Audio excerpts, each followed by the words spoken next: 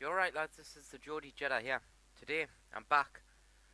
We faced Arsenal at St James's Park, and well, we lost.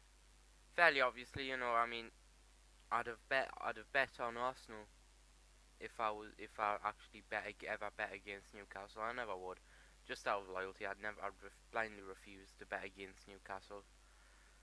And we lost 2-1, and unlike basically the previous, like maybe 4 3 games, there's a little bit of hope because in the first half Arsenal were pretty dominant, shall we say. They scored 2 goals. Olivier Giroud with some decent goals. They played around. They had their chances. It was all going all right for them. They should have been probably further than 2-0 ahead. And then we'll come back out on the second half, and we were brilliant. We had At the end of the game we had 16 shots, only 4 on target, which is probably the main thing to worry about is that we're still missing a striker in form. Because even when we had Cisse wasn't on form. Perez isn't in much good form anymore.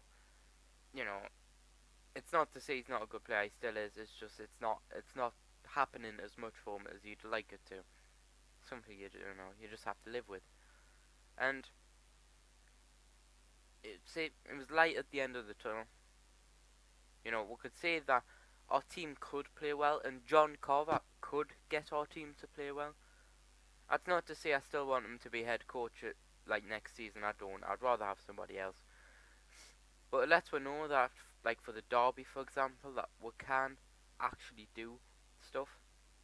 We can actually play well. It suggests it's more down to the players for me that was in the second half, but it suggests that the players want to play well.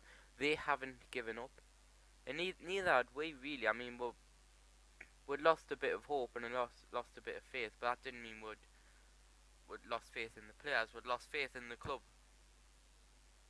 Sorry, lost faith in the club as a whole. Lost faith in John Carver. Yes, honestly, I mean, I like him as an assistant manager. He is really good because he's passionate. But when you actually give him the decisions to make, personally, I wouldn't.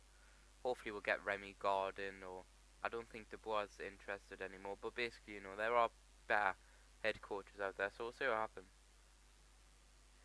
So it opens things up. It makes me a little bit happy at the end of the day to think that we can play well, but we're still gonna need to get points on the board. You can play as well as you fucking well like, but if you don't get points on the board, you're still getting relegated.